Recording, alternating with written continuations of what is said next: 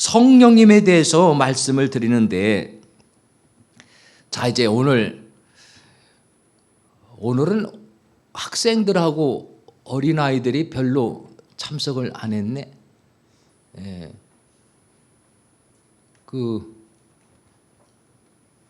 쟤는 벌써부터 건우기는 좋네. 예. 쟤는 아침 일찍부터 와가지고 형제가 지 엄마 아버지 따라가지고 힘들어가지고 애들이 어른들하고 같이 이렇게 수준을 맞추자니까, 이게 쟤들은 8시부터 온 애들이요. 그러니까는 지금 피곤하지. 예. 그냥 자도 괜찮아 건우가. 예. 예. 그러면 누구한테 혹시 초등학생 중에 이 질문 대답할 수 있을까요? 이 질문을 하겠는데, 구원을 이제 초등학생 중에, 예? 우리 초등학생 중에 혹시 대답할 수 있겠어요? 예? 대답하면 상 주겠습니다. 어른들은 너무 쉬울 것 같고, 초등학생 중에 구원 받으려면 반드시 뭐 해야 되고, 신앙생활 제대로 하려면 반드시 뭐 해야 된다. 괄호 안에 어떤 말이 들어가야 될까요? 하는 건데, 오늘은 왜 똘똘한 손녀가 안 왔어요? 박훈사님, 예? 하연이, 예? 어디? 아, 거기 왔어요? 하연이 모르겠어요? 예. 초등학생들 이거 모르겠습니까? 아, 초등학생한테는 어렵겠구나. 어른들한테는 쉽고. 예. 구원 받으려면 반드시 뭐 합니까? 예수 믿어야 되고, 신앙생활 제대로 하려면 반드시, 그렇습니다, 성령님의 도움을 많이 받아야 됩니다. 이제 신앙적 용어로 성령 충만해야 합니다. 자, 요거는 이제 복습을 한 것이고, 그러면 이제 우리가 성령님에 대해서 이제 배우는데, 성령님이 왜 이렇게 중요하냐, 또 성령님의 도움을 왜 이렇게 받아야 되느냐, 그 필요성 중에 또 하나를 말씀드리면, 여러분, 성령의 도움이 있어야 우리가 죄를 이기고 죄를 물리치면서 살아갈 수가 있습니다. 성령의 도우심을 받아야 죄를 이기는 겁니다. 죄를 물리치는 겁니다. 죄라는 것은 보이지 않지만 죄라는 것은 힘이 세요.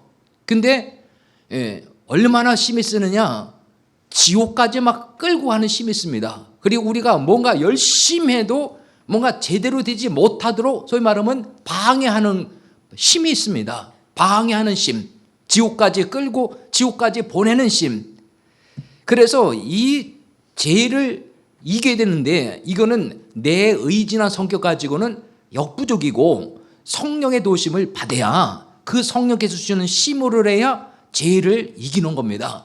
그래야 천국 가는 신앙생활을 할 수 있고, 우리가 무엇이든지 수고하는 일에 좋은 결실이 나타나게 되는 겁니다. 그래서라도 성령님의 도우심이 필요합니다. 왜 성령님의 도우심이 필요한지 그 이유 중에 하나를 말씀드린 겁니다. 제가 그럼 이것만 보더라도 성령님의 도움을 받아야 되겠죠? 성령의 도우심이 없으면은 천국 가기가 아주 어렵다는 얘기입니다. 성령님의 도우심 받지 못하면 신앙생활의 결실을 맺기가 어렵습니다. 그래서라도 성령의 도우심을 받아야 됩니다. 성령의 도우심을 받는 그런 신앙생활에 관심을 가지시길 바랍니다.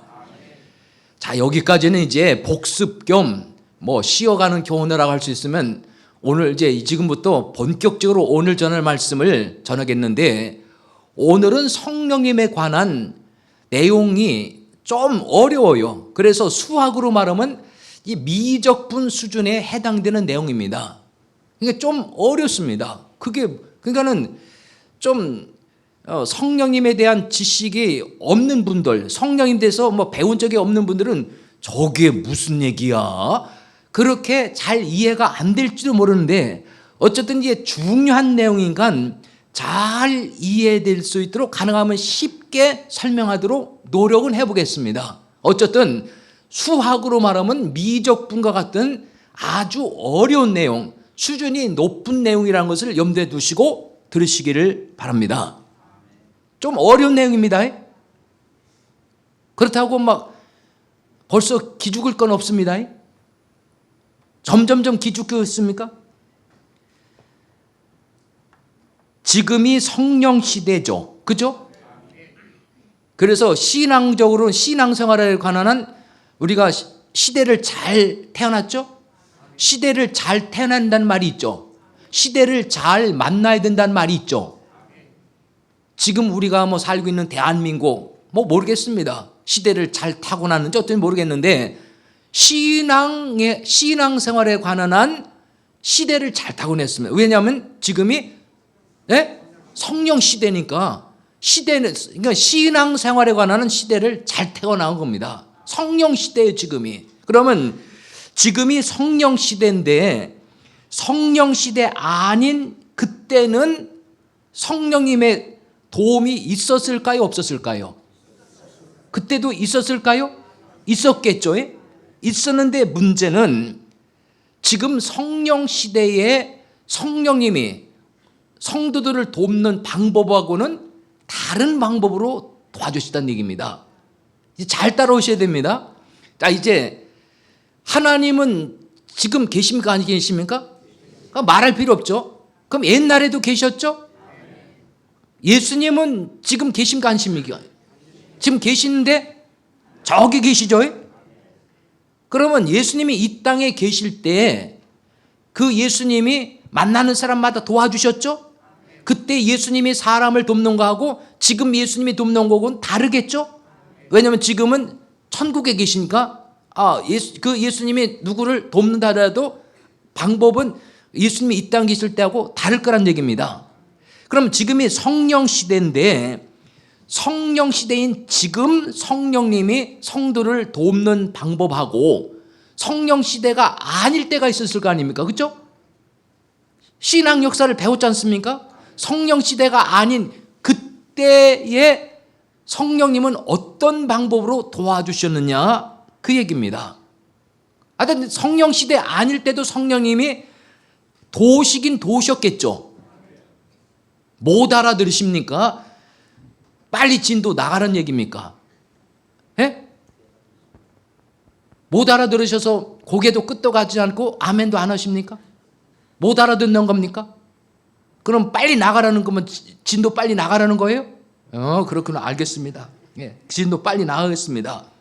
창세기 41장 38절 말씀에 바로가 신하들에게 말하기를 이와 같이 하나님의 신이 감동한 사람 누구를 말합니까?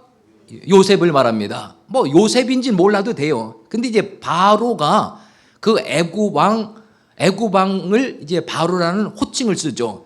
애굽왕이 신하들에게 말하기를 이 요셉처럼 하나님의 신이 감동한 사람을 우리가 어떻게 만날 수 있느냐 이런 말입니다. 근데 여기서 하나님의 신이 감동했다 이 표현이 성령님께서 후원하신다 그런 표현이에요.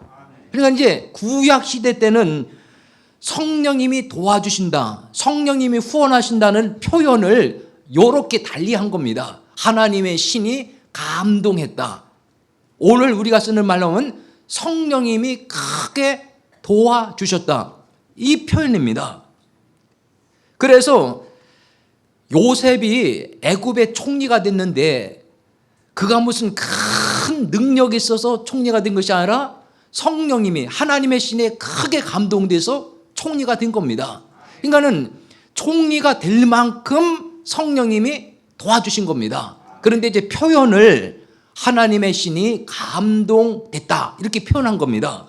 이거를 보면 성령 시대 아닌 창세기 41장 하니까 그때는 분명히 성령 시대는 아니죠. 그때가 뭐 창조 시대든 족장 시대든 어쨌든 성령 시대는 아닌데 그때도 성령님이 도와주시다는 걸 알 수 있죠. 성령님의 하나님의 신에 감동됐다. 성령님의 도움을 받았다는 표현이 있거든요. 그러면 이것뿐이냐?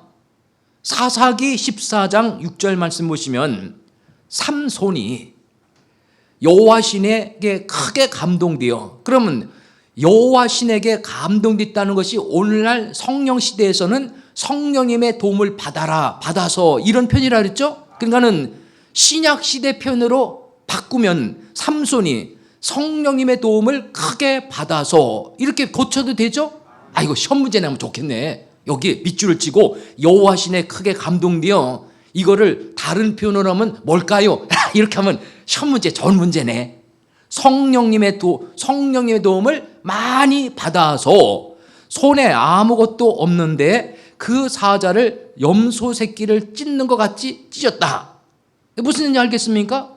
여러분, 사자 맨손으로 잡을 수 있습니까? 사자 맨손으로 잡을 사람 과연 몇 명이나 있습니까? 예? 그런데 삼손이 말입니다. 염소 새끼를 손으로 잡아서 막 좀 편히 그런데 다리를 막 찢는 것처럼 사자를 그렇게 잡아서 맨손으로 찢었다는 얘기입니다. 이런 심이 어떻게 생겼냐? 태어날 때부터 그렇게 생긴 것이 아니라 이런 심이 왜 생겼다는 겁니까? 성령님의 도우심을 크게 받아서 이런 심이 생겼다는 기록입니다. 이걸 보더라도 성령 시대가 아닌 전에도 성령님이 도와주시는 사건이 있었다는 기록입니다.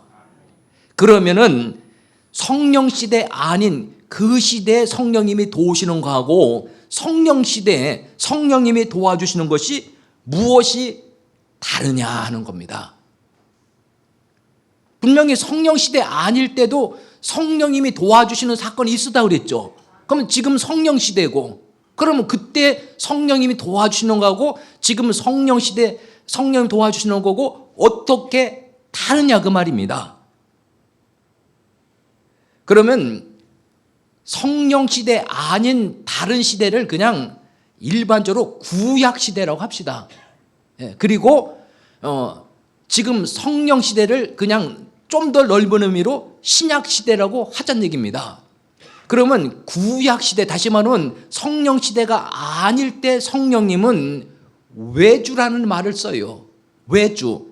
외주라는 것은 밖에 계신다, 그런 표현입니다. 외주, 밖에 계신다. 밖에서 도우신다는 얘기입니다. 그러면 신약 시대, 성령 시대는 어떻게 도와주시냐? 그러면 신약 시대 때도 계속 성령님이 도우시니까 신약 시대 때도 구약 시대처럼 밖에 계셔서 외주, 밖에서 도와주시는 일도 계속 있겠지만 특별히 다른 것은 뭐냐면은 내주해서, 다시 말하면 안에 계셔서 도와주시게 됐다는 얘기입니다. 그러니까 이제 구약 시대 때는 한 가지입니다. 그러니까 밖에서 도와주시는 외주만 있는 거예요. 근데 신약 시대 때는 두 가지가 같이 이루어지는 겁니다. 그러니까는 밖에서 도와주시는 외주도 있고, 그 다음에 안에서 도와주시는 내주도 있는 겁니다. 그런데 이 내주는 누구한테만 있느냐? 예수 믿는 사람에게만 일어나는 일입니다.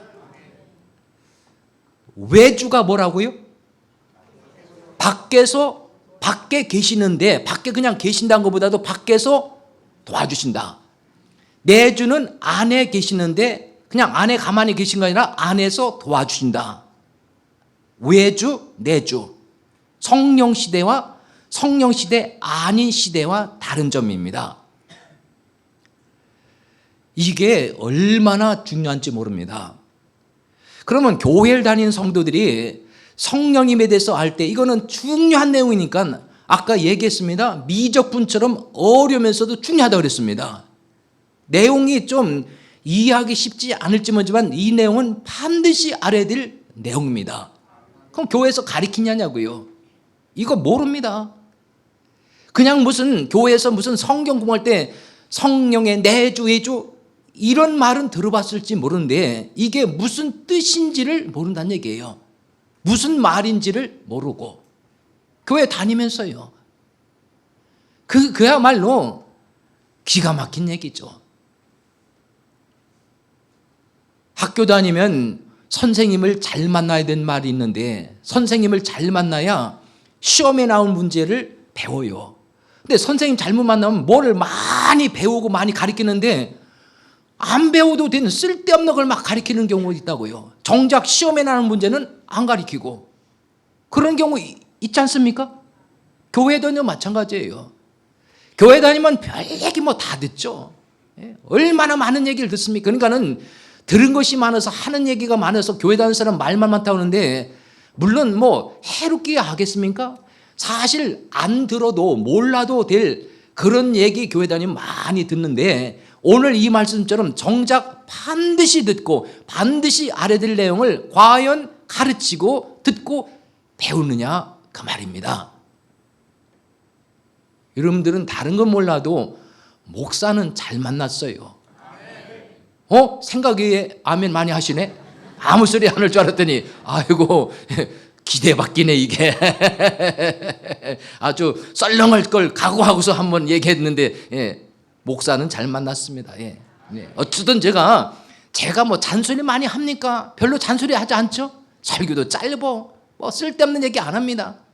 그러나 꼭 알아야 될 것은 제가 반드시 가르칩니다. 바로 오늘 내용과 같은 이 내용 말입니다. 이런 내용은 반드시 알아야 돼요. 성령님이 계셔서 성령님이 우리를 도우시는데 외주, 내주라는 것을 알아야 됩니다. 외주는 밖에 계시는데 밖에서 도우신다. 내주는 안에 계시는데 안에서 도우신다. 성령의 외주, 내주를 알아야 됩니다.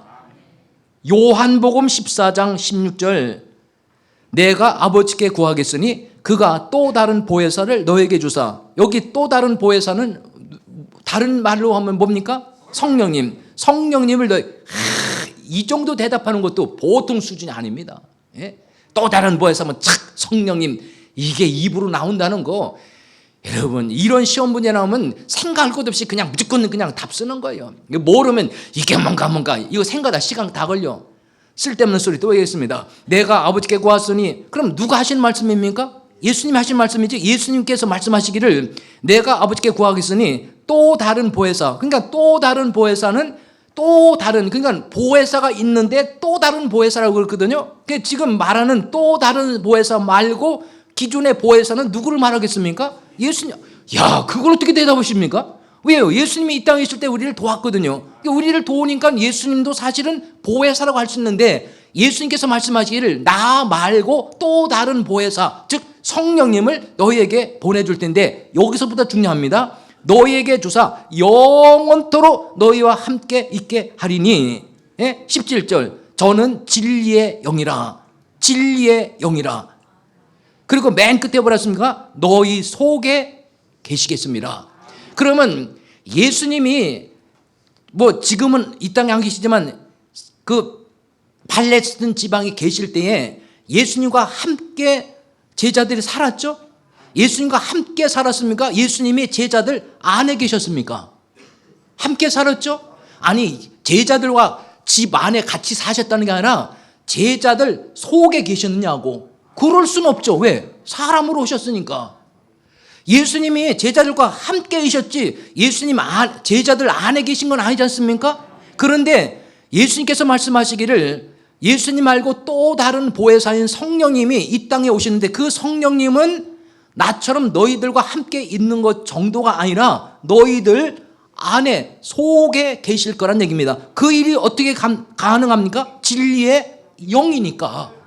그러니까 예수님은 사람으로 오셔서 제자들과 함께는 있을지 모르지만은 제자들 안에 들어갈 수는 없는데 성령님은 영이시니까 제자들 안에 계셔서 보혜사 역할, 제자들을 돕는 역할을 하신다는 말씀입니다. 그러면 제자들 안에 계시니까 이거를 전문적인 용어로 뭐라고요? 성령의 내주란 얘기입니다. 요한복음 14장 20절 말씀에 그날이 어느 날인지는 모르더라도 그 다음부터가 중요합니다. 내가 아버지 안에 너희가 내 안에 내가 너희 안에 있는 것을 너희가 알리라. 그날에는 그러니까는 지금이 아니라 그 언젠가는 그 말입니다. 제자들이 지금 예수님과 함께 있을 때 말씀하는 겁니다. 승천하기 전에 예수님이 승천하기 전에 제자들에게 말씀하시기를 지금과 달리 그때는 앞으로 언젠가는 내가 너희 안에 있는 것을 알게 되리라. 그러니까 지금은 너희들과 같이 있지만 너희들 안에 있는 건 아니죠. 근데 언젠가는 너희들 안에 있을 것이다. 그때는 지금처럼 몸으로 오는 것이 아니라 영으로 와서, 다시 말하면 성령으로 와서 너희 안에 있을 것이다. 그것을 너희들이 알게 될 것이라는 말씀입니다.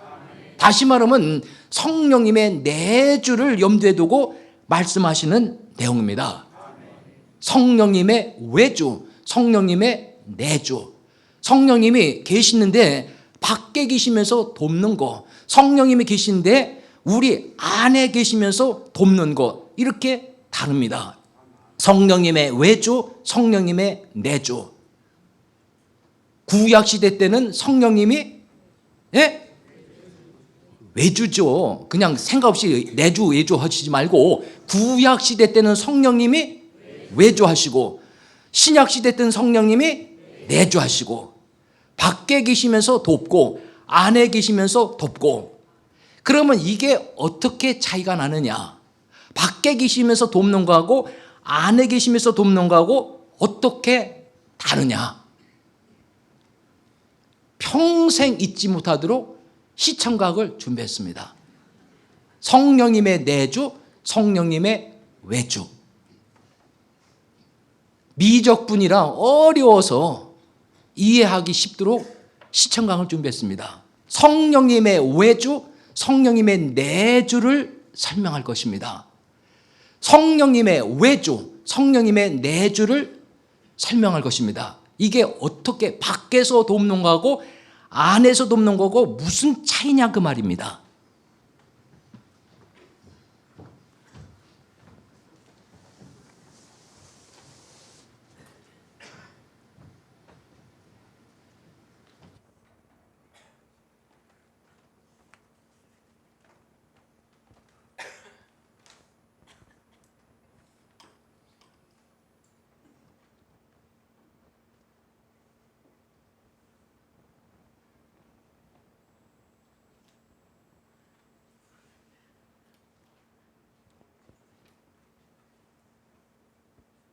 구약시대 성령님의 외주. 그럼 어떻게 다르냐?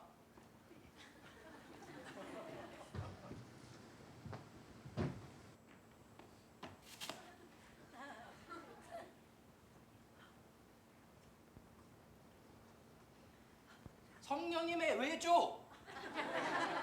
밖에서 도와주시는 성령님의 외주.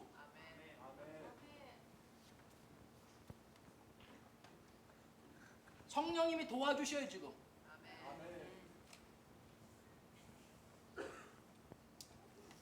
성령님이 도움 없으면은 못해. 글씨도 못 보고 성령의 도우심이 없으면. 성령님의 도움이 있으니까 책도 볼 수 있고 성령님의 도움을 받아요. 성령님의 외주, 성령님의 외주. 도움이 되죠? 없을 때보다 낫죠? 이거 안 보이네. 아이고 답답해. 어떻게 하면 좋지? 어떻게 하면 좋지? 아이고 힘들어. 아이고 글씨가 잘 보이네. 세상에 성령님이 이렇게 도와주시네. 성령님의 외주. 구약시대 성령님의 외주.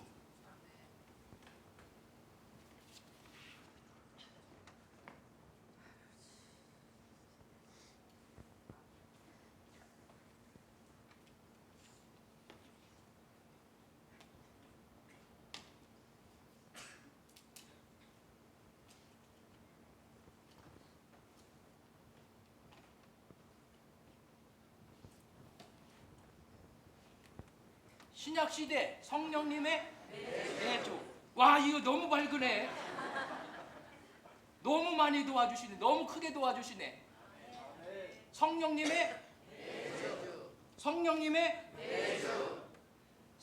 내주. 야 진짜 너무 도움이 너무 크네. 너무 크게 도와주시네. 너무 도움이 많이 되네. 성령님의 내주. 야 너무 크게 도와주시네. 크게 너무 도움이 너무 크게 되네. 아멘.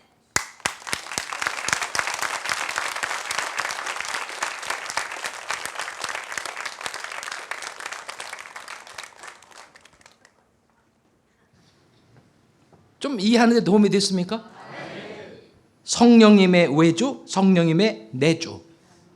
그러니까 외주 밖에서도 도움이 되는데 내주만은 못하던 얘기죠. 성령님의 안에 들어오신 건 더 도움이 크게 되죠. 성령님의 외주 밖에 마치 가로등 불빛에 책을 보는 셈인데 전등을 안으로 끌어오니까 얼마나 좋습니까? 가로등에 창문으로 해가지고 그 도움은 가로등 불빛으로 책 보는 거하고 방에다 전등 끌어놓고 책 보는 거 같으냐고요. 그러니까 성령님의 내주는 전기를 끌어온 거나 마찬가지, 집 안으로. 성령님의 외주는 그냥 밖에 있는 가로등 불빛으로 책 읽는 거고, 성령님의 내주는 성령님 그냥 전기를 집 안으로 끌어온 것과 같은 겁니다. 성령님의 외주, 성령님의 내주 차이입니다. 그러면은 성령님이 내주하시면 큰 도움을 받는 거 아닙니까? 전기를 집 안으로 끌어오면은 크게 도움이 되는 거 아닙니까? 그럼 문제가 이거였습니다. 전기를 집 안으로 끌어오면은 여러 가지 변화가 일어나죠.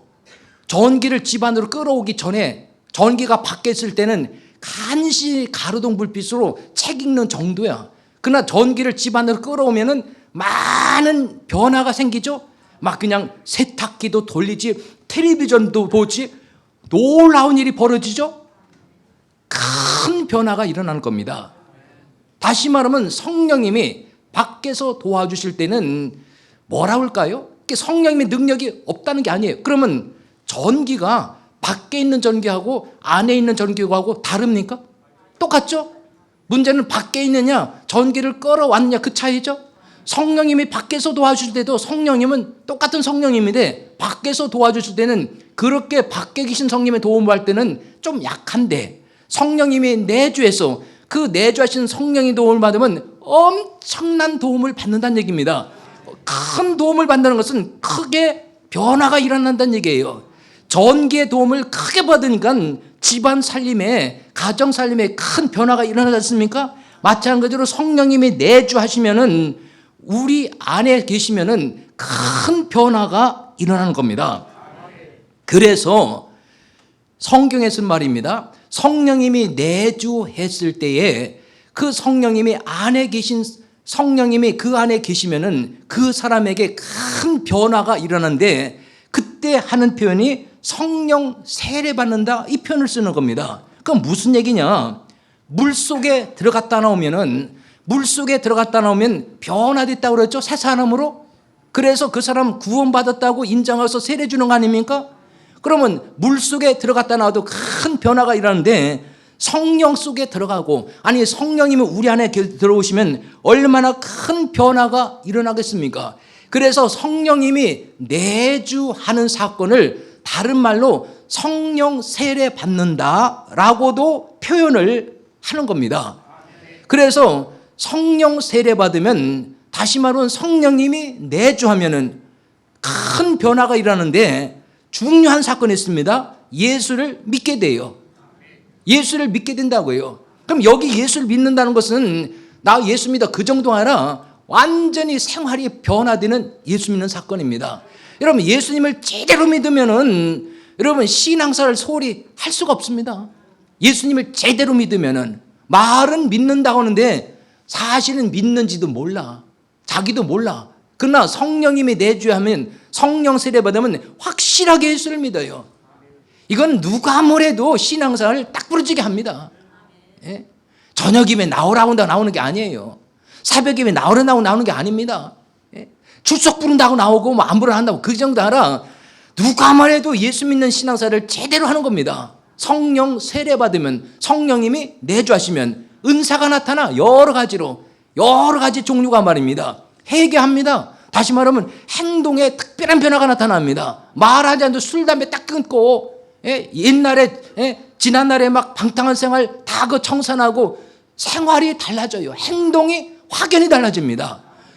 그럴 수밖에 없는 게, 성령님이 우리 안에 계신데 내 마음대로 생활할 수 있겠습니까? 우리 안에 계신 성령님이 내버려 두겠어요? 생각을 해보시라고요.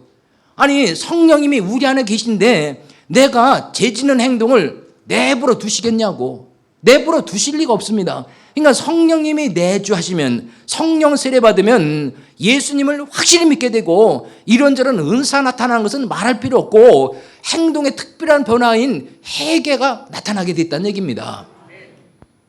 그런데 이 성령 세례가 또 다른 말로 불세례라고 하는데, 사실은 성령 세례와 동일하지만은 뭐가 되냐면 뜨거운 체험을 한다. 요것만 다른데 그거는 좀 이따 다시 좀 더 이제 설명하겠습니다. 중요한 건 이겁니다. 성령님이 외주, 내주가 있는데 성령 시대는 성령님이 내주한다는 얘기입니다. 그렇다고 해서 모든 사람에게 다 내주하시는 건 아닙니다.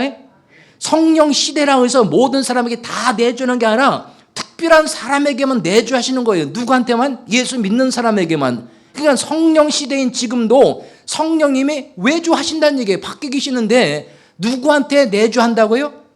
예? 예수 믿는 사람에게. 예수 믿는 사람에게 내주합니다. 어떻게 보면 예수 믿는 사람에게 내주하기도 하는데 성령님이 내주하셔서 믿는다고 해도 또 틀림이 없어요. 사실은 그게 그겁니다. 그럼 어떻게 해서 성령님이 내주하시냐? 그것도 확실히 몰라요. 그러니까 어떤 사람에게 성령님이 내주하시면 그가 예수 믿는 일이 생기고 그에게 이런저런 은사도 나타날 뿐더러 행동 생활이 변화되는 회개하는 일이 반드시 일어나게 되어 있다는 얘기입니다. 그러니까 문제는 변화된다는 게 중요한 거예요. 여러분, 전기를 끌어오면은 생활에 변화가 일어난다 그랬죠? 많은 변화가 일어나지 않습니까? 마찬가지로 성령님이 내주하시면 그 사람에게 여러 가지 변화가 일어난다는 얘기입니다. 예수 믿는 변화가 일어나고 행동 생활이 변화가 일어나는 겁니다. 그러니까 교회 다니면서 교회 10년, 수십 년 다녀도 술, 담배도 안 끊고 뭐 행동 거지 말하는 거지 이게 변화가 없어. 믿지 않는 사람 똑같대. 과연 성령님이 내주하시면 그렇게 변화가 없겠습니까? 내주하시는데도? 성령님이 내주 안 하셨다는 거 아닙니까?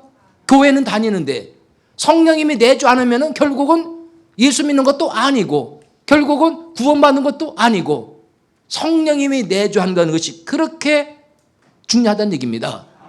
성령님이 내주하시는데 아무 변화가 없으면 그게 이상한 겁니다. 사실은 성령님이 내주하셨다고 할 수가 없는 겁니다. 로마서 8장 9절 말씀입니다. 만일 너희 속에 하나님의 영이 거하시면, 하나님의 영, 다른 말로 성령이 거하시면, 척이면 척입니다. 이제 너희가 육신에 있지 않고 영에 있나니 누구든지 누구를 막론하고 그리스도의 영이 없으면, 그럼 여기 또 위에는 하나님 영, 여기 그리스도 영인데 다 누구를 가리키는 말입니까? 성령님. 그러니까 누구를 막론하고 성령님이 없으면, 그럼 성령님이 없다는 것은 어디 없다는 말입니까? 우리 안에 없으면 그리스도의 사람이 아니니라, 그 말입니다.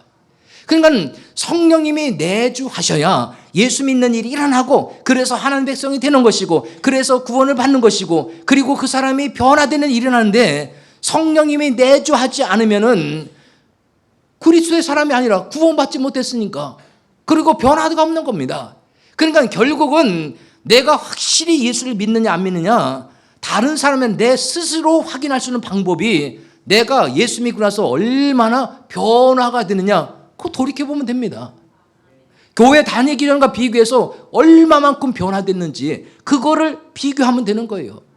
분명히 예수 믿기 전보다 언행이 달라지고 이런저런 못된 행동도 달라지고 그랬다면 내 안에 성령님이 계신다고 할 수가 있고 누가 뭐래도 난 예수 믿는다. 그렇다면 성령님이 내 안에 내주하신다고 그렇게 확신해도 틀림이 없습니다.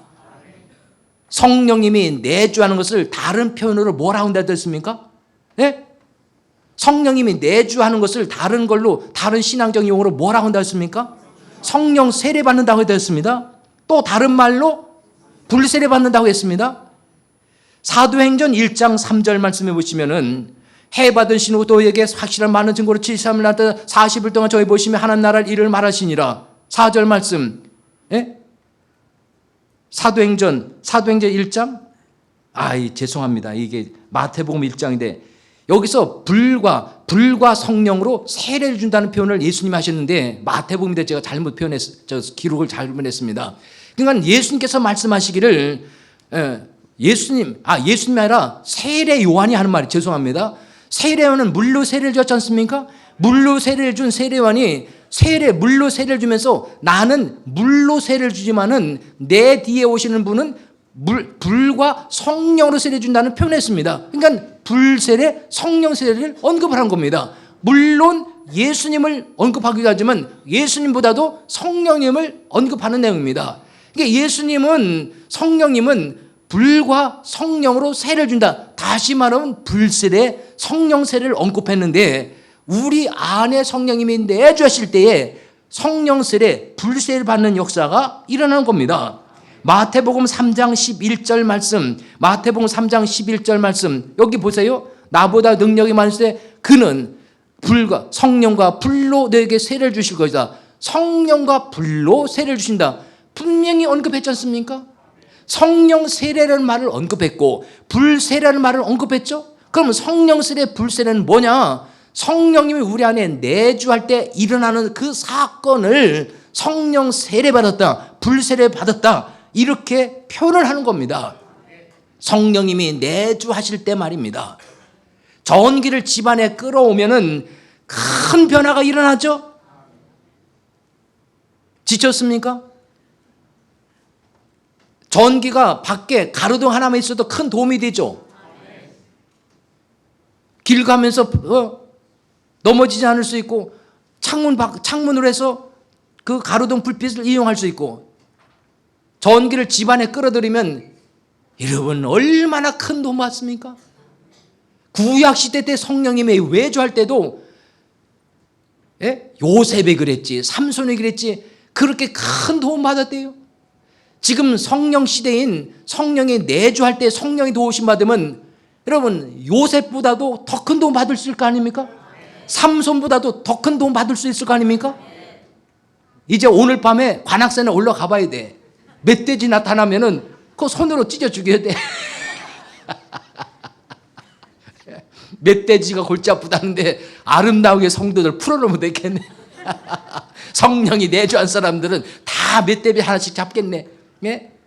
아니 성령님이 외주하는 시대에도 성령님이 도와주실 때 그렇게 큰 도움 받았으면 성령님이 내주하는 성령 시대에 성령님의 도움 받으면 얼마나 큰 일이 일어나겠냐, 그거를 강조하는 겁니다. 문제는 변화가 일어나는데 변화되는 모습이 차이가 있습니다. 어떤 차이냐? 비둘기처럼 불같이. 그러니까 성령님이 임하시는데 비둘기같이 임했다는 표현이 있고 불같이 임했다는 표현이 있어요. 마태복음 3장 16절 말씀해 보시면은 예수님이 세례 받으신데 마태복음 3장 16절에 성령이 비둘기까지 내려 자기 위에 임하심을 보더니, 자기 위에 임했다는 것은 내주하셨다는 얘기입니다. 그런데 표현에 뭐라 했습니까? 비둘기같이 그 말입니다. 이 말은 서서히 차분히 그 말입니다. 그런데 사도행전 2장 3절 말씀해 보시면 사도행전 2장에 성령의 충만을 받고 뭐라 하냐면 성령이 말하게 하심을 따라 방언을 말하기 시작하니라. 그 앞에 어떻게 됐다고요? 성령이 임하셔서 이런 일이 나는데 어떻게 성령이 임하셨냐? 불에 혀같이 갈라지는 것처럼 임했다. 불같이 임했다는 표현입니다. 이거를 이제 불세례 받았다 그렇게 말하는 겁니다. 그러니까 그게 차이가 어떻게 나느냐? 성령이 비둘기같이 임했다는 것은 성령이 내주하긴 하되 서서히 변화된다는 얘기입니다. 분명한 것은 변화된다는 얘기입니다. 변화된다는 얘기예요. 서서히. 그런데 불같이는 요란스럽게 갑자기 변화된다는 얘기입니다. 그게 어느 날 담배를 딱 끊는다는 얘기예요. 어느 날 눈물 콧물 팍팍 쏟으면서 완전히 달라졌다는 얘기입니다. 그런 경우도 있고 서서히 달라지는 것도 있고, 중요한 것은 뭡니까? 달라진다는 얘기입니다. 변화된다는 얘기입니다. 성령님이 임하시면. 그러니까 중요한 것은 성령 시대에는 성령님이 내주하시는데 성령님이 내주하시면은 그 성령님 내주하신 그 사람이 달라집니다. 그럼 보십시오. 오늘날 교회 다니는 사람이 많은데 교회 다니는 사람 그 사람마다 다 성령님이 내주하시면 그 사람들이 변화될 거 아닙니까? 변화되면 예수를 잘 믿게 돼 있어요. 예수를 잘 믿으면 교회 나와서 기도 생활도 열심히 할 뿐더러 행동과 생활이 달라지는 겁니다. 행동과 생활은 교회 안에서만 행동과 생활이 달라집니까? 교회 밖에서도 행동과 생활이 달라지는 거예요.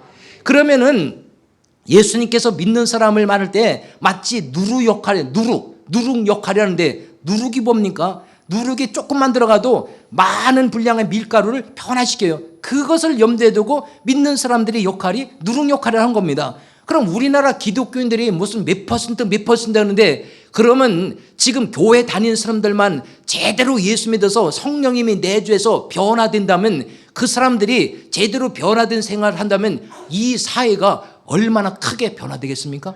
세상 욕할 것도 없고 세상 탓할 것도 없습니다. 교회를 다니되 변화되지 않는 교인들이 문제인 거예요. 교회 다니면서 믿지 않는 사람과 똑같이 생활하지 않습니까? 저는 직장 생활을 하지 않지만 다 알아.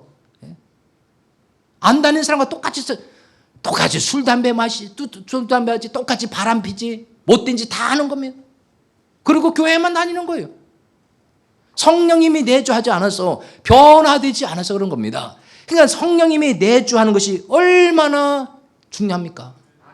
성령님이 내주해야 됩니다. 성령님이 내주해야 될 또 특별한 이유가 하나 있습니다. 요한복음 15장 5절 말씀. 나는 포도나무요 너희는 가지니, 여기 보십시오. 저가 내 안에, 내가 저 안에. 그러면 예수님이 하신 말씀인데, 예수님이 승천하시게 하신 전에 하신 말씀입니다. 그러면 내가 나를 믿는 사람들 안에, 그럼 나를 믿는 자가 예수님 안에. 예수님이 어떻게 예수님 믿는 사람 안에 계십니까? 성령님을 염두에 두고 하는 말입니다. 지금 성령 시대처럼 예수님이 영으로 오셔서 예수 믿는 사람 안에 내주하시지 않습니까? 이렇게 되면, 성령님이 내주하시면 많은 변화가 일어나는데, 그 변화 중에 하나가 결실을 맺는다는 얘기입니다. 하는 일이 잘 된다는 얘기입니다. 수고하는 일마다 뭔가 좋은 결실로 나타난다는 얘기입니다. 그러니까 예수를 제대로 믿으면 좋은 것 중에 하나가 이거예요. 헛수고하지 않는다는 얘기예요. 헛수고하지 않는다는 얘기입니다. 제가 담임한 지 20년째인데 열심히 목회했죠. 이러면 열심히 목회하면 다 이렇게 부응합니까? 어림 반푼도 없습니다. 성령님이 도와주신다, 이게 결실 맺은 겁니다. 확실히 제 안에 성령님이 계시니까. 제 안에 성령님이 계신 건 제 개인적으로도 많이 변화됐고 결실 맺는 생활하는 거 아닙니까? 결실 맺는 목회하는 거 아닙니까? 성령님이 도와주셔서, 제 안에 계신 성령님이 도와주셔서. 그러니까 성령님이 내주하시는 것이 중요한 것 중에 또 하나가 바로 수고하는 일, 결실 맺도록 후원하시지 않겠습니까? 성령님이 어떤 사람 안에 계시면서 그 사람이 하는 일 잘 되도록 도와주시지 가만히 계시겠습니까? 성령님이 내주하실 때 일어난 일입니다. 요한계시록 3장 20절 말씀에, 볼지어다 내가 문 밖에 서서 두드리니 누구든지 내 음성을 듣고 문을 열면 내가 그에게로 들어가서. 그러면 성령님으로 말하면 이게 성령의 뭡니까? 내주를 말하는 겁니다. 내가 그에게로 들어가서. 성령의 외주입니까? 내주입니까? 성령의 내주. 다시 말하면 내가 그에게로 들어가서 성령님이 내주하시면 어떻게 된다고요? 그로 더불어 먹고 그는 나로 더불어 먹으라. 풍성한 식탁의 생활을 한다는 얘기입니다. 생활이 풍성해진다는 얘기, 인생이 풍성해진다는 얘기입니다. 인생이 풍성한, 꼭 돈이 많다는 얘기가 아닙니다. 뭔가 부족함 모르는, 뭔가 궁핍한 것을 모르는 풍성한 생활을 한다는 얘기예요. 성령님이 그 안에 계시니까. 성령님의 내주가 얼마나 중요합니까? 지금은 성령 시대입니다. 성령 시대에 중요한 것은 성령님의 내주입니다. 성령님이 내주하시면 큰 변화가 일어납니다. 성령 세례 받습니다. 불 세례 받습니다. 하는 일 결실 맺도록 성령님이 도와주십니다.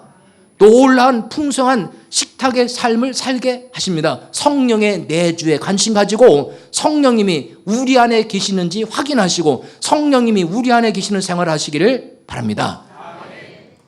기도하겠습니다.